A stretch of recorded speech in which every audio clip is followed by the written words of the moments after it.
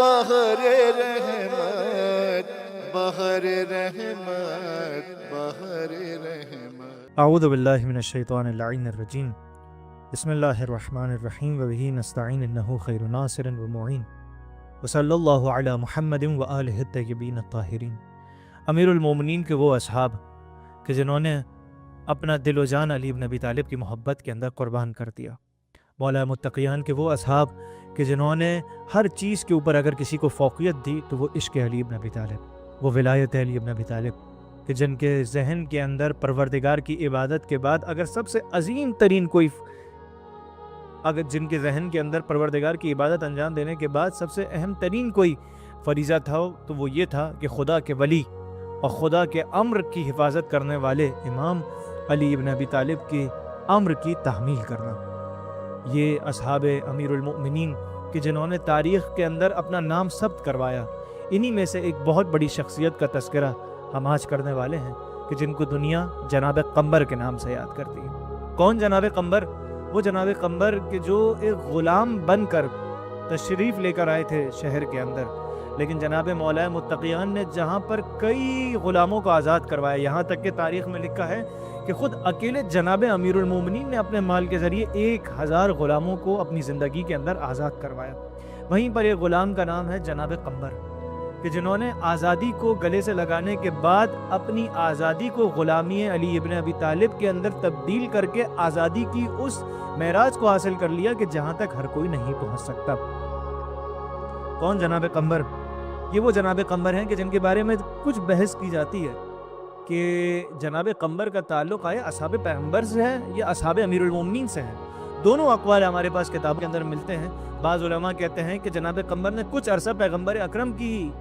رسالت کا بھی پایا، جبکہ بعض کا یہ نظر یہ ہے کہ جناب پیغمبر اکرم کی اس دنیا سے گزر جانے کے بعد جناب قمبر کا شمار جناب مولا متقیان کے اصحاب میں سے ہوتا ہے۔ ایک اور بحث کہ جو ہمیں جناب قمبر کے حوالے سے کتابوں کے اندر ملتی ہے وہ یہ ہے کہ آیا جناب قمبر اور جناب فضہ کا تعلق ایک ہی قبیلے سے تھا یا مختلف قبیلے سے تھا؟ یہاں پر بھی علماء کے دو اقوال ہیں۔ بعض کہتے ہیں کہ جناب قمبر کا تعلق جناب فضہ ہی کے قبیلے سے تھا، جبکہ بعض کہتے ہیں کہ جناب قمبر اور جناب فضہ دو علیحدہ قبیلوں سے تھے۔ لیکن بعض علماء کے پاس بعض علماء کی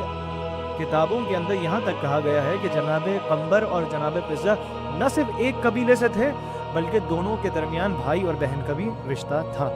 بہرحال یہ تو تاریخ کے وہ اختلافات ہیں کہ جن کو بیان کیا گیا، لیکن جناب قمبر ان کی شخصیت کو اگر دیکھا جائے تو سب سے غالب پہلو جناب قمبر کی شخصیت کا یہ دکھائی دیتا ہے کہ جناب قمبر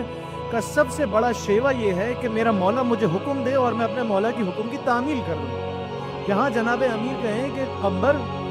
اس مقام کے اوپر بیٹھ جاؤ تو قمبر بیٹھ جائیں، جناب امیر فرمائیں کہ قمبر کھڑے ہو جاؤ تو قمبر کھڑے ہو جائیں، جناب امیر فرمائیں کہ اے قمبر اس کی گردن تن سے جدا کر دو تو قمبر تن سے جدا کر دیں، جناب امیر فرمائیں کہ اے قمبر اس مومن کی مدد کر دو تو قمبر دل و جان سے اس مومن کی مدد کرنے میں لگ جائے۔ بس قمبر کی زندگی کا احاطہ اسی گرد تھا کہ کسی طریقے سے میرا مولا مجھ سے کوئی خواہش کرے اور میں اپنے مولا کی خواہش کو پورا کر دوں۔ جناب قمبر کون سی شخصیت؟ وہ شخصیت کہ جناب امیر المومنین کی عمر کے آخری ایام ہیں، جناب قمبر کی جوانی ہے، قمبر کو لے کر چلتے ہیں، بازار میں جاتے ہیں، کس کے پاس؟ ایک لباس فروش کے پاس، ایک بہت ہی عمدہ لباس خریدتے ہیں اور ایک بہت ہی معمولی سا لباس خریدتے ہیں۔ اب قمبر سوچ رہے ہیں کہ شاید مولا نے یہ جو عمدہ لباس لیا ہے یہ اپنی شان کے اعتبار سے لیا ہو اور اپنے لیے لیا ہو، اور یہ معمولی سا لباس شاید مولا مجھے دے دیں۔ لیکن جناب امیر آگے بڑھے اور کہا قمبر یہ جو بہترین لباس ہے یہ تمہارا ہے اور یہ جو معمولی سا لباس ہے تمہارے مولا کا ہے۔ قمبر سٹ پٹا گئے، کہا مولا یہ کیسے ممکن ہے کہ آپ کا غلام تو بہترین لباس پہنے اور میرا مولا معمولی لباس پہنے؟ کہا قمبر یہاں معاملہ غلام اور سردار کا نہیں ہے، قمبر دیکھو میں بوڑھا ہو چکا ہوں اور تم جوان ہو، اسی لیے زیادہ بہتر لباس پہننے کے حقدار تم ہو۔ ایک شخص کے جو بوڑھا ہو چکا ہے اور عنقریب اس دنیا سے گزر جائے گا، اس کو چاہیے کہ وہ اپنی زندگی ایک معمولی انسان کی طرح گزارے، لیکن ایک انسان کے جو ابھی صاحب شباب ہے، پروردگار نے اس کو شباب کی نعمت عنایت فرمائی ہے، اس کو چاہیے کہ وہ اچھا لباس پہنے اور عمدہ لباس پہنے۔ یہ جناب امیر المومنین کا تعلق جناب قمبر کے ساتھ، اور ایسا تعلق جناب امیر کا جناب قمبر کے ساتھ کہ جناب قمبر اور جناب مولا متقیان کی اس دنیا سے گزر جانے کے بعد بھی ائمہ معصومین نے بعض روایات میں ان کو یاد کیا ہے وہ روایت ہمارے پاس چھٹے امام جعفر صادق علیہ الصلوۃ والسلام سے نقل ہے کہ جہاں پر جناب امیر المومنین کے بارے میں ایک روایت کو نقل کرتے ہوئے جناب قنبر کا تذکرہ فرمایا، اور جناب قنبر کا تذکرہ فرماتے ہوئے فرمایا کہ یہ وہی قنبر ہیں کہ جو ہمارے جد علی ابن ابی طالب کے غلاموں میں سے ایک غلام تھے۔ اسی طریقے سے جب وقت گزرتا چلا گیا تو جناب امیر المومنین اور شام کے حاکم کے درمیان جب تکرار اور تنازع بڑھا تو اکثر جب جناب امیر المومنین کو کوئی پیغام بھجوانا ہوتا تو جناب قنبر کے ذریعے سے پیغام کو بھجوایا کرتے۔ واقعہ تاریخ کے اندر موجود ہے کہ ایک مرتبہ جناب قنبر کو جناب امیر المومنین کی طرف سے ایک خط دیا گیا اور کہا گیا کہ قنبر یہ خط لے جا کے شام کے حاکم کو دے دو۔ تو جیسے ہی شام کے حاکم کے پاس پہنچے تو شام کے حاکم نے جناب امیر المومنین کی بارگاہ میں گستاخی کی، اور جب آپ گستاخی کی جناب قنبر نے سنا تو مسکرا کے ایک مرتبہ اس کی طرف دیکھا اور کہا کہ علی فی قفا کا والقضاء فی ہوا کا، علی تمہارے عقب میں موجود ہے اور موت تمہاری خواہش میں سرکردہ ہے۔ جیسے یہ جملہ سنا فوراً حاکم شام ڈر گیا، سٹپٹا گیا، اور جناب قنبر مسکرائے کہ تم اس علی کو برا کہتے ہو کہ جس کا نام سن کر تمہاری حالت یہ ہو جاتی ہے۔ پھر کسی نے کہا کہ تم بادشاہ کے دربار میں آئے ہو اور تم اپنی نالین ساتھ لے کر آ گئے ہو، یہ کیسی گستاخی ہے؟ جناب قنبر نے اس کی طرف دیکھ کر جواب دیا یہ کوئی وادی مقدس تو نہیں؟ ہاں وہ وادی مقدس تھی، طوا کی وادی، کہ جہاں پر جب جناب موسیٰ جا رہے تھے اور اپنی نالین کے ساتھ گئے تو کہا گیا کہ فخلا نعلیک انکا بالواد المقدس، اے موسیٰ اپنی نالین کو اتار دیجئے، آپ وادی مقدس میں تشریف لائیں۔ یہ کوئی وادی مقدس نہیں ہے، تو کیوں علی ابن ابی طالب کا ایک غلام یہاں پر آنے کے لیے اپنی نالین کو اتارے؟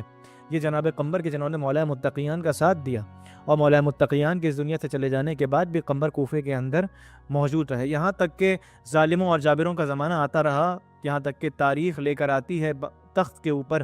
ایک ایسے بادشاہ کو کہ جس کا نام تاریخ میں حجاج ابن یوسف بیان کیا جاتا ہے۔ حجاج ابن یوسف کا شیوہ کیا ہے کہ روزانہ کی بنیاد کے اوپر اہل بیت کے چاہنے والوں کو اور سادات کو قتل کرتا ہے، یہاں تک کہ ایک مرتبہ اس نے اپنے قریبی افراد سے کہا، اپنے درباریوں سے کہا کہ میرا دل چاہتا ہے کہ آج علی کے کسی قریبی چاہنے والے کو قتل کروں۔ تو جواب دیا گیا کہ ہاں، شہر کے اندر علی ابن ابی طالب کا ایک غلام ہے جس کا نام قنبر ہے۔ قنبر کو لایا گیا اور کہا گیا کہ اے قنبر، علی ابن ابی طالب پر سب و شتم کرو، نعوذ باللہ علی ابن ابی طالب پر لعن کرو۔ جناب قنبر نے ایک مرتبہ جلال کے عالم میں کہا خبردار، جو علی ابن ابی طالب پر لعن کرنے کے لیے کہتا ہے خدا اس پر لعن کرے۔ جیسے یہ جملہ سنا حاکم وقت کو غصہ آیا اور کہا کہ میں تمہیں موت کی نوید سناتا ہوں، اور اسی واقعے اور اسی صفاقی کے نتیجے میں جناب قنبر کی شہادت واقع ہوتی ہے، اور جناب قنبر مولا متقیان کے ساتھ ان کی بارگاہ میں رو بشرف ہو جاتے ہیں۔ اور آج تک جب بھی جناب امیر المومنین کے اصحاب کا تذکرہ آتا ہے